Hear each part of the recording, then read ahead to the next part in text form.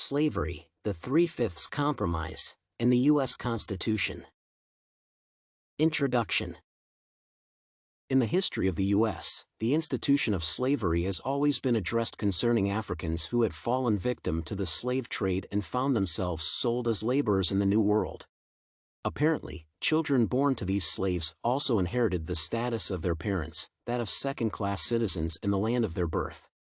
Although slavery was practiced in America for quite some time, the institution differed from the Declaration of Independence, which affirmed that all men shared the same level of equality right from the creation of mankind, and that each individual was entitled not only to the right to life but also to liberty and pursuit of happiness.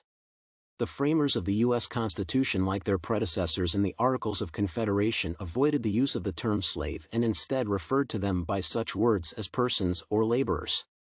But even though they did not condone slavery, neither did they abolish it. This was because the majority of the framers were slave owners. They had met to form a national government, and any constitution written had to be acceptable to all Americans as well as unite them as a nation. Any inclusion of provisions to end slavery at this juncture would have driven away the Southern states. Slavery, the Three-Fifths Compromise, and the Constitution.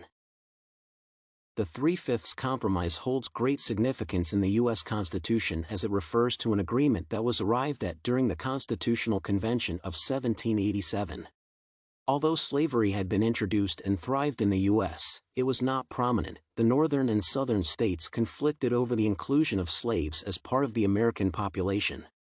The Constitution proposed to alter the Articles of Federation so that taxation would be based not on properties but on the number of people in a state. While the smaller states opposed taxation according to property, the populated states on the other hand were quite reluctant about the inclusion of slaves in the total population.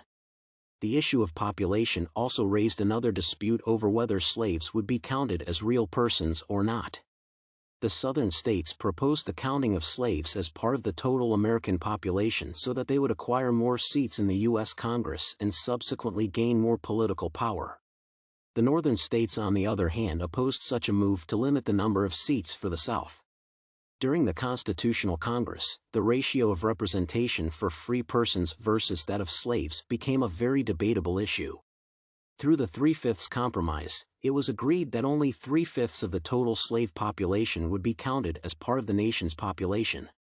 This ratio was also referred to as the federal ratio, and the word slave was excluded for fear that use of it would lead to more issues and delay the formation of a government. Other clauses referring to slavery in the Constitution were the Slave Importation Clause and the Fugitive Slave Clause. The Slave Importation Clause barred Congress from restricting the importation of slaves for 20 years or 1808. A tax not exceeding $10 could however be placed for each slave imported.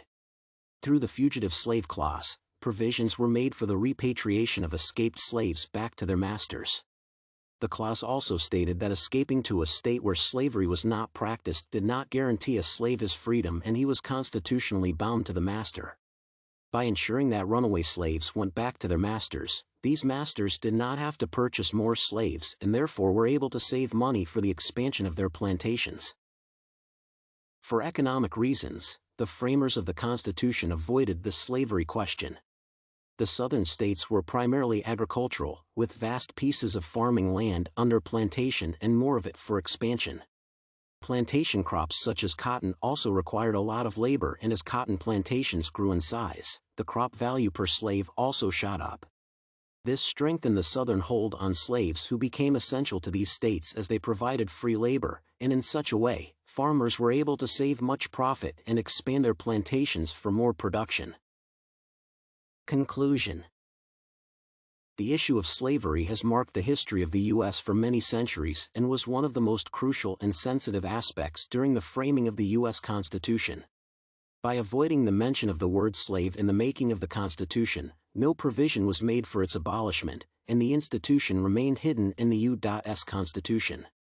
The Three-Fifths Compromise became one of the many clauses that concealed slavery within the Constitution and also demonstrated the unwillingness of the framers to do away with the institution.